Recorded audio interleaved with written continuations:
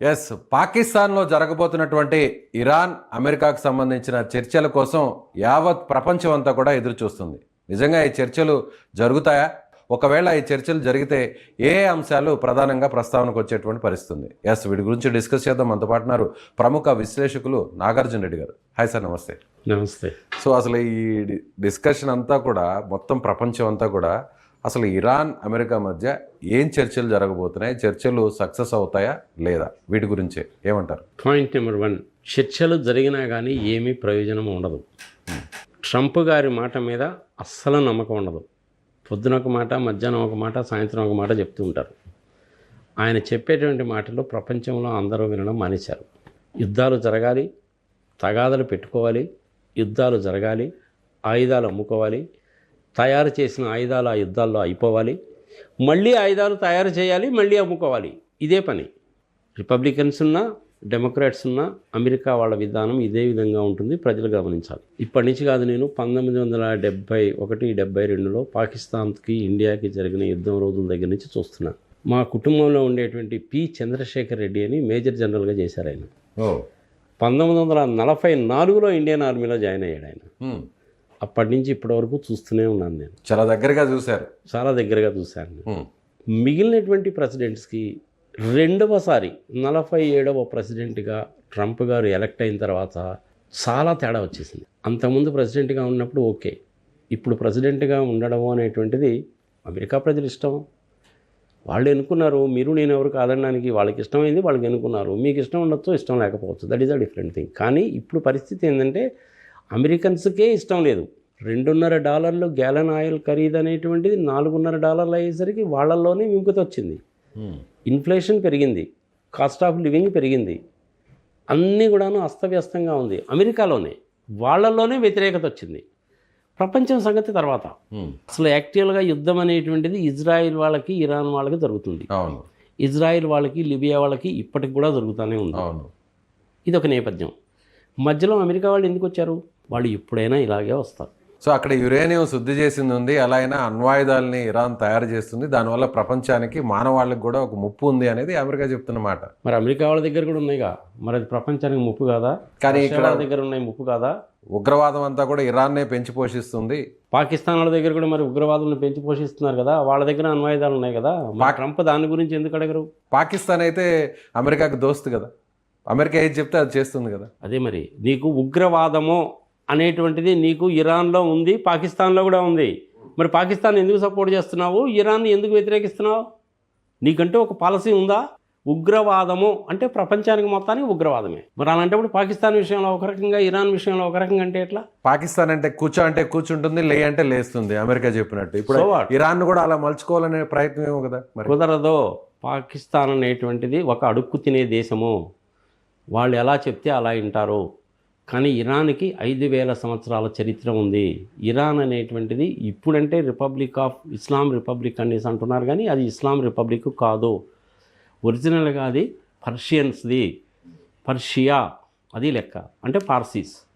మన ఇండియాలో ఉండేటువంటి గోడ్రేజ్, టాటాస్ కూడా పార్సీసే. ఎప్పుడో వచ్చేసారు. పార్సీస్ అనేటువంటి వాళ్ళు మంచి వ్యక్తులు, మంచి సాంప్రదాయం ఉన్న వ్యక్తులు, నాగరికత ఉన్నటువంటి వ్యక్తులు. వాళ్ళకంటూ సపరేట్ లాంగ్వేజ్ ఉంది, స్క్రిప్ట్ ఉంది, అన్నీ ఉన్నాయి వాళ్ళకి. అదొక సివిలైజేషన్. అది నేను ఆ సివిలైజేషన్నే నాశనం చేస్తానంటాడు ఈయన. అసలు అమెరికాకి సివిలైజేషన్ లేదు. భారతదేశానికంటే ఇండస్ వ్యాలీ సివిలైజేషన్ ఉంది, ఇరాన్స్కి పర్షియన్ సివిలైజేషన్ ఉంది, గల్ఫ్ సివిలైజేషన్ ఉంది, చైనా వాళ్ళకి చైనీసీ సివిలైజేషన్ ఉంది, జపాన్ వాళ్ళకి సివిలైజేషన్ ఉంది. అదేవిధంగా పెరు లాంటి దేశాలకు కనుక మీరు కనుక వెళితే అక్కడ కూడాను సివిలైజేషన్ ఉంది. ఈ సివిలైజేషన్స్ అనేటువంటిది ప్రపంచవ్యాప్తంగా ఒకళ్ళకి సంబంధాలు లేనప్పుడు వచ్చినటువంటి వ్యవహారాలు ఇవన్నీ.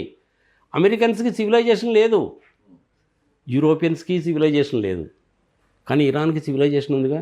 సివిలైజేషన్నే నాశనం చేస్తానంటాడు. సివిలైజేషన్ అంటే ఏందో అర్థం తెలియని వ్యక్తి నేను సివిలైజేషన్ నాశనం చేస్తాడు అంటే దాని అర్థం ఏంటి? ఆ సివిలైజేషన్ గొప్పది అనేగా అర్థం. ఇరాన్ నాగరికతను ఒక రకంగా ట్రంప్ పరోక్షంగా పొగిడినట్టే. అంతేగా మరి. అమెరికా అనేటువంటిది చాలా గొప్ప దేశము. 250 సంవత్సరాల పైన ఇండిపెండెన్స్ వచ్చింది. Democratic nation. అది దేశాలకి, అన్ని దేశాలకి సంబంధించిన వ్యక్తులు అక్కడికి వెళ్ళారు. రెండవ ప్రపంచ యుద్ధం తర్వాత ఇంకా ఎక్కువ మంది వెళ్ళారు. రెండవ ప్రపంచ యుద్ధం జరిగినప్పుడు హిట్లర్ గారి దెబ్బకి 60 లక్షల మంది జ్యూస్ని చంపేశాడు. మిగిలిపోయిన జ్యూస్ అందరు కూడా చాలామంది అమెరికా వెళ్ళారు. ఇప్పుడు అమెరికాలో పెద్ద పెద్ద వాణిజ్య సంస్థలు ఏవైతే ఉన్నాయో వాటన్నిటిని కూడాను వెనక ఉండేది జ్యూసే. కొంతమంది సైంటిస్టులను అమెరికా వాళ్ళు పట్టుకుపోయారు, కొంతమంది సైంటిస్టులు ఏమో రష్యా వాళ్ళు పట్టుకుపోయారు. వాళ్ళిద్దరికి మధ్య cold war, that is the different issue. మరి ఇప్పుడు మీరు అడుగుతున్న దానికి పరిస్థితికి అసలు చర్చలకి ప్రధానంగా ఏ అంశాలు ప్రస్తావనకు వస్తాయి? ఎక్కడ పీట ముడిపడే అవకాశం ఉంది? అన్నీ పీఠముడే, ప్రతిదీ కూడా.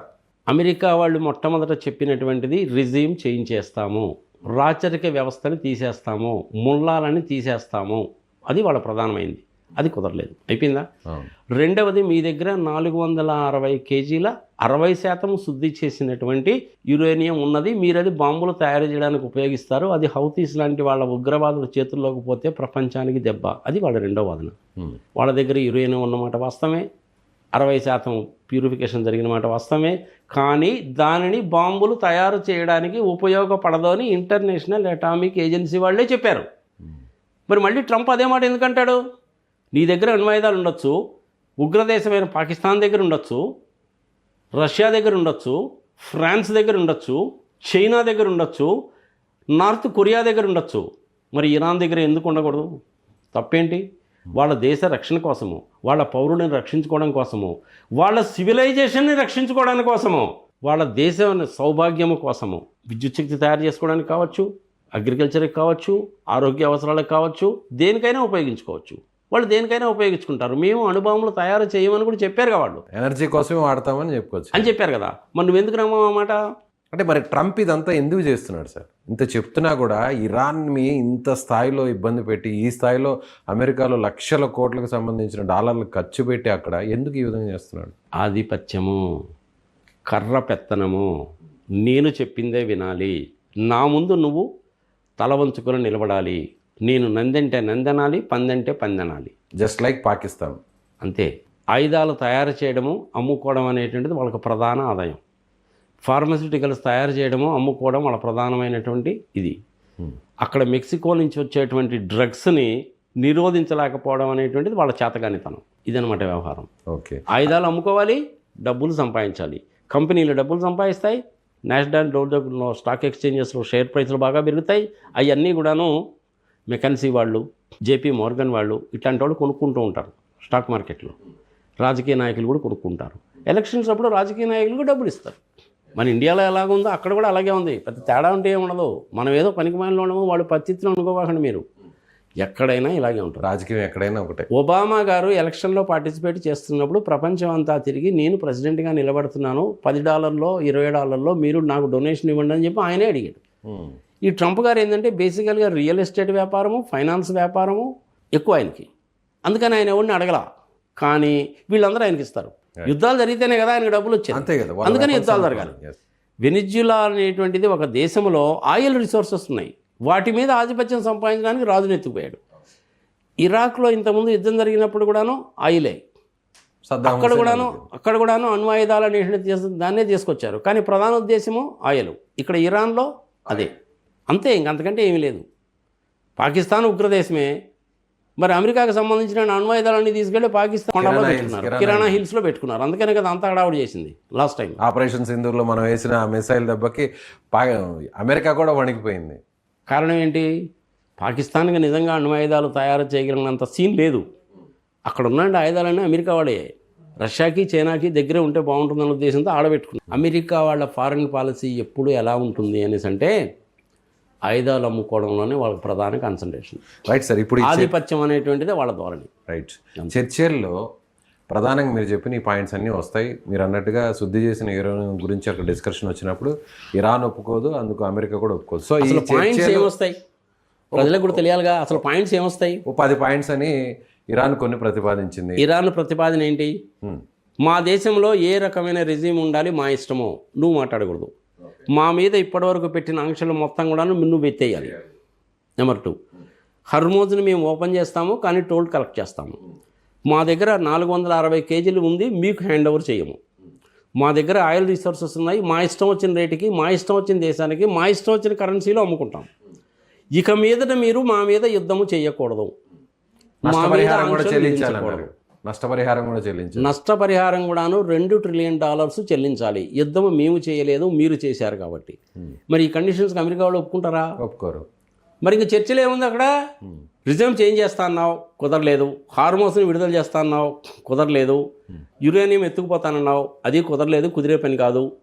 వాళ్ళ దగ్గర ఉన్నటువంటి బాగా ఖరీదు కల్లటువంటి పేట్రియాట్ లాంటి మిజైల్స్ అన్నీ వాడేశారు, స్టాకు లేదు. ఆ స్టాకు లేనంతే చెప్పి తెలిసినప్పుడల్లా 5 రోజుల యుద్ధ విరమణ, 15 రోజుల యుద్ధ విరమణ అంటాడు. ఒక పక్క ఏమో యుద్ధ విరమణ అంటాడు, అటు పక్క ఇజ్రాయెల్ వాళ్ళు ఏమో చేస్తూనే ఉంటారు. వీళ్ళు బాంబులు వేస్తూనే ఉంటారు, వీళ్ళు బాంబులు వేస్తూనే ఉంటారు. లెబనాన్తో కూడా ఇప్పుడు సీజ్ ఫైర్ అయింది కదా. అది ఇజ్రాయెల్ వాళ్ళ దగ్గర ఆయుధాలు తక్కువైనవి కాబట్టి సీజ్ ఫైర్ అన్నారు. ఓకే, కేవలం వెపన్స్ షార్టేజ్ ఉంది కాబట్టి మాత్రమే ఇప్పుడు తెర మీదకి సీజ్ ఫైర్ అనే దాన్ని తీసుకొచ్చారు. ఏది ఏమైనా ఫైనల్గా చెప్పాలంటే పాకిస్తాన్ వాడు ఏదో నేను ఏదో పెద్ద పోటు కానీ బ్రహ్మాండంగా చేసేస్తున్నాడు. వాడు అడుక్కునే దేశం, వాడు పాడే పచ్చి బదులు పిండాకుడు. వాడేం చేస్తాడు? మొన్న సింధూరు దెబ్బకి వణికిపోయి చివరికి అమెరికా వాళ్ళ దగ్గర కాళ్ళు గడ్డలు పట్టుకొని బతిని ఆడుకున్నాడు. రైట్. దానికి మళ్ళీ ట్రంప్ గారు ఏంటంటే నేనే ఇద్దరి మధ్య సంధి కుదిరిచ్చాను, నేనే యుద్ధం ఆపేయమని చెప్పానంటాడు. యుద్ధం ఆపేయమని చెప్పి ట్రంప్ గారు చెప్తే జరగల. పాకిస్తాన్కి సంబంధించిన డైరెక్టర్ జనరల్ డైరెక్ట్గా మనకి ఫోన్ చేసి అడిగితే సరేనని చెప్పి మన వాళ్ళు ఒప్పుకుంటారు. అంతే. అందులో ట్రంప్ పాత్ర అంతే. ట్రంప్ అని ఇట్లాంటి అయినా చాలా చెప్తుంటాడు. మోడీకి 180 కోట్లు ఇచ్చారంటాడు. దానికి మన మోడీ గారు కూడా ఏం మాట్లాడు, మరి ఏం తీసుకున్నాడో లేదో మనకు తెలియదు. ఇట్లాంటివన్నీ చాలా చెప్తుంటాడు. నేను యుద్ధాలు ఆపేస్తాను అన్నాడు. ఎక్కడ ఆపాడు? ఆయన వచ్చిన తర్వాత అసలు యుద్ధాలు మొదలైంది. ఇవన్నీ తీసేబా, మాట నమ్మడానికి వీల్లేదు, నమ్మదగ్గ మనిషి కాదు, కర్ర పెత్తనం చేయాలని చూస్తాడు, ఆధిపత్యం చలాయించాలని చూస్తాడు, డాలర్ని మాత్రమే ఉండాలని చెప్పి చూస్తాడు, ఆయుధాలు తయారు చేసుకొని అమ్ముకోవాలని వాళ్ళ ప్రధాన ఉద్దేశము. అన్నీ కూడాను నీచ నికృష్ట దరిద్ర దిక్కుమాలిన పనులు తప్ప ఏవీ లేవు. రైట్. ఇరాన్ వాళ్ళు ఒప్పుకోరు. చర్చలు జరగడం అనేటువంటిది వేస్ట్. అమెరికా వాళ్ళు చెప్పినట్టు ఇరాన్ వాళ్ళు ఒప్పుకోవడం కాదు, ఇరాన్ వాళ్ళు చెప్పినట్టు అమెరికా వాళ్ళు ఒప్పుకోవాలి. రష్యా వాళ్ళు, చైనా వాళ్ళు ప్రత్యక్ష యుద్ధంలోకి ఇంతవరకు దిగలేదు. హార్మోజ్ని ఓపెన్ చేస్తామన్నారు, 12 కంట్రీలకు పర్మిషన్ ఇచ్చారు. అమెరికా వాళ్ళు చేసినటువంటి పనికి మళ్ళీ వాళ్ళు క్లోజ్ చేసామన్నారు. దీని మూలకంగా ఎవరికి నష్టం అంటే చైనా వాళ్ళకి, ఇండియా వాళ్ళకి, అందరికీ నష్టమే కదా అంటారు. చైనా వాళ్ళని అలౌ చేశారు, మనల్ని అలౌ చేశారు. మళ్ళీ మధ్యనే కదా. మళ్ళీ మేము క్లోజ్ చేస్తున్నాము సంగతి సమాచారం అంటే మీరు మా మీద అనవసరంగా బాంబులు వేయకండి, మేము వెనక్కి వెళ్ళిపోతున్నామని మన ఇండియన్ షిప్స్ వాళ్ళే చెప్పారు. అంతకుముందు 2-3 షిప్స్ వచ్చినాయి. అమెరికా వాళ్ళకి ఆయిల్తో అవసరమే లేదు, ఇరాన్ ఆయిల్తో అమెరికా వాళ్ళకి అవసరం లేదు, వాళ్ళకి సఫిషియెంట్ ఆయిల్ ఉంది. మరి ఇబ్బంది పడేది ప్రపంచాలే. ఏషియాలో ఉన్న ప్రధానంగా యూరోపియన్ కంట్రీస్, అలాగే మనం ఏషియాలో ఉన్న మనం కొత్తగా వచ్చిన కాన్సెప్ట్ ఏంటంటే ఇక మీద ట్రేడ్ అనేటువంటిది డాలర్లో జరగదు, రూపాయలో జరుగుతుంది, యూరోస్లో జరుగుతుంది, యువాన్స్లో జరుగుతుంది. ఏ కంట్రీకి ఆ కంట్రీ ఒప్పందాలు చేసుకుంటున్నాయి. ఇక డాలర్ అనేది మర్చిపో. డాలర్ అనేటువంటిది ఏంటంటే పెట్రో డాలర్ అంటారు. 50 సంవత్సరాల అగ్రిమెంట్ ఉంది, అది అయిపోయింది. మనం ఇరాన్ దగ్గర నుంచి ఇంతకుముందు మన అవసరాల కోసం 10% గ్యాస్ ఆయిల్ తెచ్చుకునేవాళ్ళమే, రూపాయలే ఇచ్చేవాళ్ళం వాళ్ళకి. మనం ఎప్పటి నుంచో ఉంది ఇరాన్కి మనకి సంబంధాలు ఇప్పటికీ కాదు. సిల్క్ రూట్ దగ్గర నుంచి మనకి సంబంధాలు ఉన్నాయి. అక్కడ మనం పెట్టుబడులు కూడా పెట్టాము ఒక పోర్టు కోసం అని చెప్పి. ఇరాన్ తోటి మనకి తగాదా లేదు, ఇజ్రాయెల్ తోటి కూడా తగాదా లేదు. గ్వాదర్ పోర్ట్ అనేది మన కంట్రోల్లో. ఇజ్రాయెల్ అనేటువంటి దేశం ఏర్పడడానికి, మాకంటూ ఒక దేశం ఏర్పడడానికి భారతీయులు మాకు చాలా చేశారు. రాజస్థాన్ రాజులు పంపించారు, మైసూరు మహారాజు పంపించాడు, హైదరాబాద్కు సంబంధించినటువంటి ఆయన కూడాను సైన్యాన్ని పంపించాడు, మమ్మల్ని సేవ్ చేశారు, థ్యాంక్స్ భారత్ అని వాళ్ళు రాజ్యాంగంలో రాసుకున్నారు. ఇద్దరిని మనం కాదనలేము. ఇంకొక విషయం సార్, ఇప్పుడు ఈ అంశాన్ని ప్రస్తావించాలి. ఇరాన్కి సంబంధించినటువంటి కొంతమంది ఈ గన్స్ ఉన్నటువంటి షిప్స్తో మన షిప్స్ మీద అటాక్ చేశారు, ఫైర్ కూడా చేశారు. ఎందుకు వచ్చింది ఈ పరిస్థితి? సో దీన్ని చాలా సీరియస్గా తీసుకున్నాం మనం కూడా, అక్కడ అంబాసిడర్స్ కూడా చెప్పాం. Communication gap. అందుకనే అక్కడ ఉండేటువంటి అయతుల్లా ఖొమైనీ గారి 2వ కుమారుడు కదా, ఆయనేమో వద్దు అన్నాడు. డౌన్ ద లైన్ ఏంటంటే మళ్ళీ కమ్యూనికేషన్ గ్యాప్ అనేది వచ్చింది. వాళ్ళకి సెంట్రలైజ్డ్ సిస్టమ్ కాదు, ప్రజలు గుర్తుపెట్టుకోవాలి. ఇరాన్లో డీసెంట్రలైజ్డ్ సిస్టమ్. ఏ రాష్ట్రానికి ఆ రాష్ట్రానికి సపరేట్గా సైన్యం ఉంటుంది, వాళ్ళకి విస్తృతమైనటువంటి అధికారాలు ఉంటాయి, వాళ్ళు డెసిషన్ తీసుకోవచ్చు. అదే ఇప్పుడు అమెరికా ఈ హర్మోజ్ దగ్గర వాళ్ళు ఆ రకమైన డెసిషన్ తీసుకున్నారు. అల్టిమేట్గా సెంట్రల్ గవర్నమెంట్ చెప్పింది వింటారు, కానీ స్పాట్లో డెసిషన్ తీసుకోవాలంటే స్పాంటేనియస్గా వాళ్ళు తీసుకుంటారు అంతే. తీసుకోకపోతే అక్కడ ముల్లాలు ఊరుకోరు, తీసుకుంటేనేమో అమెరికా వాడితో గోల, మధ్యలో కమ్యూనికేషన్ గ్యాప్, అంతకుమించి ఏం లేదు అక్కడ. Right sir. ఒప్పుకోరు. చర్చలు అనేటువంటిది దండగా.